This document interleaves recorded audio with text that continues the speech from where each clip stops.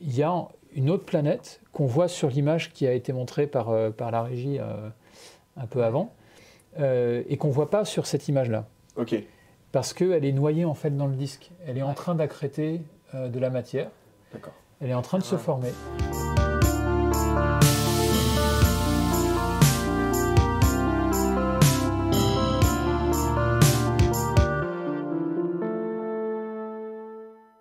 Il y a Lucille qui vous demandait tout à l'heure quelle est la découverte qui vous a fait un effet waouh, qui vous a le plus fait un effet waouh. Je sais pas. Lucille Le Bouleux. Moi, il y a plein de choses au niveau disque, il y a plein de résultats, notamment de sphères. Hein. Il y a un disque sur lequel j'ai beaucoup travaillé. Peut-être vous avez des images qui s'appelle HR 4796, qui est pour moi une super belle image. Mais là, je vois que vous avez aussi une super image de HLTO. Je pense que c'est HLTO, c'est un disque qui a été vu avec Alma. Et ça, c'est pareil. Ça m'a fait aussi un effet ouais. Je venais d'arriver à l'ESO, c'était en 2014, je crois. C'était le première lumière de Alma. Donc Alma, un réseau de radiotélescopes installé dans le désert d'Atacama. Il venait de commencer à fonctionner.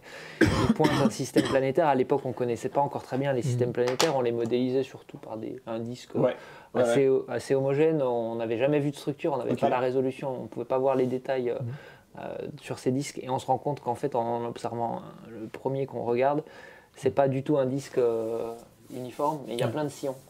Il y a plein Ah oui, c'est pour ça qu'ils ont fait plein de... il y a plein de disques imbriqués les uns dans les autres, quoi. Oui, c'est des anneaux, en fait, les uns dans les autres. Et ça, on s'y attendait, en fait, parce qu'on s'attend à ce qu'il y ait des planètes qui se forment et que les planètes, elles créent des sillons, elles concentrent la poussière, et donc elles vident de poussière un anneau. Mais on ne l'avait jamais vu. Et là, on le voit, et ça, c'était super. Ce qui est fou, c'est que ça ressemblait vraiment très précisément au modèle qui avait été développé.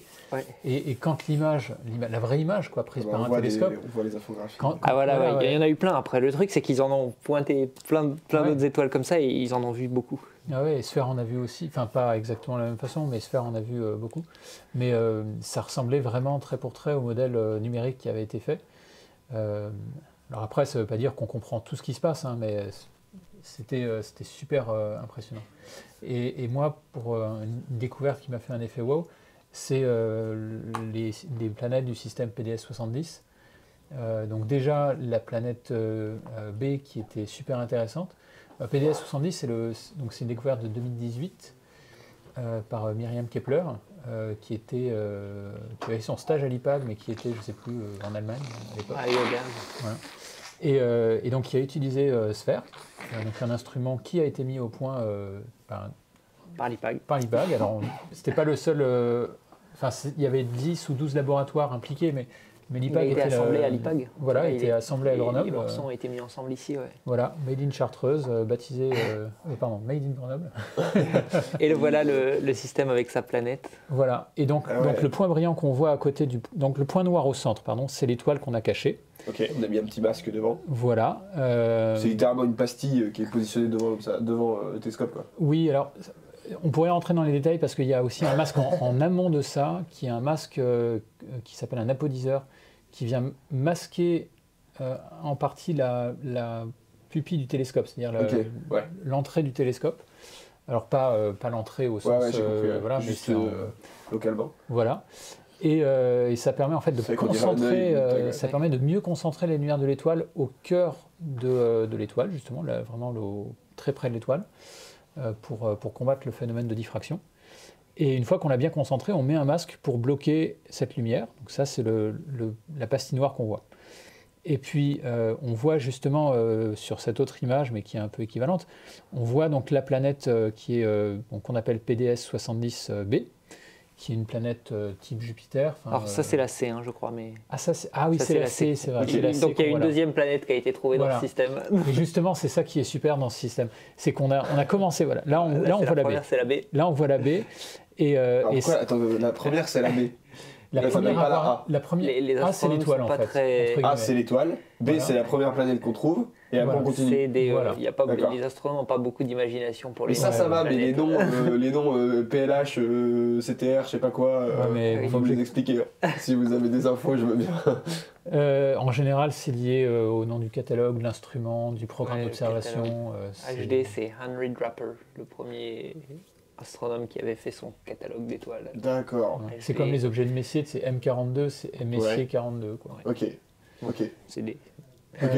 Oui, pardon, donc revenons sur l'image qui ressemble à d'œil. Ouais. Donc là, ouais, ça fait un peu œil de sauron. Ouais, donc d'œil. Donc on voit PDS 70b, donc qui est une planète type Jupiter, enfin grosse planète quand même.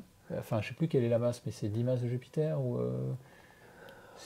J'ai plus en tête non plus, mais entre 5 et 10, je dirais. C'est une grosse Jupiter, quoi. Grosse Jupiter. C'est le point qu'on voit juste à droite du pôle noir. Voilà. C'est ça. Et c'est un système très jeune. C'est un système qui a 10 millions d'années, 12 millions. Non, moins que ça, je pense que c'est. C'est encore moins. C'est 3, hein, oui. Celui-là, c'est un disque protoplanétaire, il a 3 millions d'années. Justement, après, il se dissipe. C'est ça qui est super intéressant avec ce système, c'est que c'est le premier système dans lequel on voit une planète, en l'occurrence deux, même on va en reparler, mais une planète qui est vraiment juste à côté du disque de formation. Donc il y a, là, la structure ovale qu'on voit à l'extérieur, c'est un disque de poussière et de gaz qui orbite l'étoile. Et donc la planète PDS 70b a creusé ce disque. Il y a moins de matière qui se trouve au niveau de l'orbite de la planète. Elle a à peu près vidé le... Elle a fait le ménage sur son chemin, quoi. Ouais, elle a accrété des choses. Et en fait, il se trouve que dans le disque qu'on voit là qui entoure l'étoile, il y a une autre planète qu'on voit sur l'image qui a été montrée par la régie un peu avant, et qu'on ne voit pas sur cette image-là. Ok. Parce qu'elle est noyée en fait dans le disque. Elle est en train d'accréter de la matière. D'accord. Elle est en train de se former. Je vais faire un petit point technique juste pour un truc, parce que tu as mentionné que c'était la première planète qu'on voit dans son cocon, dans son environnement de formation. Ouais. Il y a peut-être un point technique pour les gens qui nous regardent là qu'il faut bien comprendre, c'est que le disque dont on parle là, le disque de HLTO ou PDS 70, c'est des disques protoplanétaires, c'est-à-dire c'est le disque dans lequel les planètes se forment. Okay. Alors qu'avant on parlait du disque de Beta Pictoris, ça c'est un disque de débris, et c'est comme dans notre système solaire, c'est l'équivalent d'une ceinture d'astéroïdes, d'une ceinture de Kuiper, mais c'est pas un disque primordial. Ok, donc les ceintures d'astéroïdes, c'est entre les planètes, il y a des corps un peu de toutes les tailles qui tournent, etc. Un peu comme nous, il y a la ceinture d'astéroïdes entre Mars et Jupiter. Ouais. Ça, c'est le cas de Beta Pictorius qu'on a vu juste avant, avec l'anneau déformé et tout ça. Ouais. Et là, on parlait des disques protoplanétaires. C'est les disques du coup, dans lesquels vont naître des planètes. Exactement. Ok. Ouais. Bah, du coup, si on regarde là sur l'image que montre la régie, là, il y a plusieurs disques. C'est quoi? C'est plusieurs disques protoplanétaires? C'est quoi? C'est un disque protoplanétaire, mais il est. C'est un disque protoplanétaire qui est structuré, dans lequel il y a des planètes qui se forment. Et justement, ces planètes ont creusé des sillons. Et alors, une partie de cette poussière va ensuite être accrétée par la planète. Il y a alors un peu de poussière qui va aussi être accrétée sur l'étoile, voire qui va être éjectée par le vent de l'étoile. Et donc, en l'espace de 3 millions d'années, le disque disparaît entièrement, on n'a plus que le système planétaire et éventuellement des débris, les fameux planétésimaux dont je parlais avant, qui sont sans doute, on pense, on n'est pas encore ça très sûr, mais on pense que ça c'est dans les zones où on n'a pas réussi à former des planètes. Il y a quand même la matière primordiale qui aurait pu s'accréter, mais seulement elle n'a pas eu le temps de s'accréter sous forme de planètes, donc il reste des embryons, ce qu'on appelle des planétésimaux. Et ces embryons, ils vont ensuite rentrer en collision et ça fait des petites poussières qu'on appelle les disques de débris. Ok, parce qu'en gros, au début, tu as une étoile. Autour de l'étoile, tu as plein de poussière. Donc tu as un disque de poussière. Et de gaz. Et de gaz. Comment on passe de ça à une étoile qui, à force de tourner, fait le ménage sur son orbite? Là, on voit une simulation de ce que je suis en train de raconter, je pense. Ouais. Exactement. Là, il y a même plusieurs étoiles, je pense. Plusieurs étoiles? À mon avis, c'est un système multiple. L'essentiel, les étoiles naissent en couple ou en système multiple en général. Donc là on a vu un système passer de l'étape où il y avait un gros nuage de poussière et de gaz autour à plusieurs corps qui se mettent à orbiter sur des orbites différentes, qui ont fait le ménage, etc. sur leur orbite. Donc il n'y a plus grand chose, il n'y a plus trop de poussière sur leur passage. Exactement, on voit encore autour de l'étoile au centre, là il y a encore un petit disque quand même, donc là dans ce disque-là il y a des planètes qui se forment, très probablement. Là, juste pour insister, c'est bien une simulation, c'est pas du tout évidemment, déjà ça se passe beaucoup plus lentement que ça évidemment, Même si c'est relativement court. En 3 millions d'années. En 3 millions d'années, en gros, le disque de gaz et de poussière va se dissiper. Donc la poussière va se concentrer soit dans des planètes, soit être accrétée par l'étoile, soit être éjectée. Et en 3 millions d'années, il n'y a plus que les planètes et les embryons dont on parlait avant. D'accord.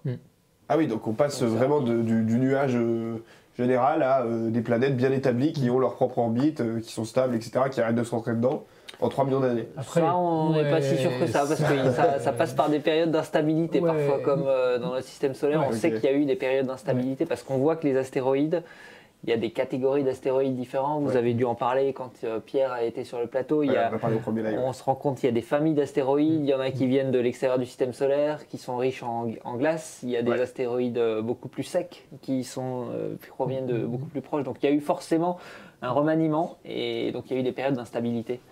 Il y a le grand bombardement tardif, là, 700 millions d'années après la formation du système à peu près. C'est lui d'ailleurs qui a laissé les cratères qu'on connaît sur la Lune. Tu veux dire dans le système solaire 700 millions d'années après la formation du système solaire, du système dans lequel nous on vit, donc la Terre, la Lune, Jupiter, tout ça.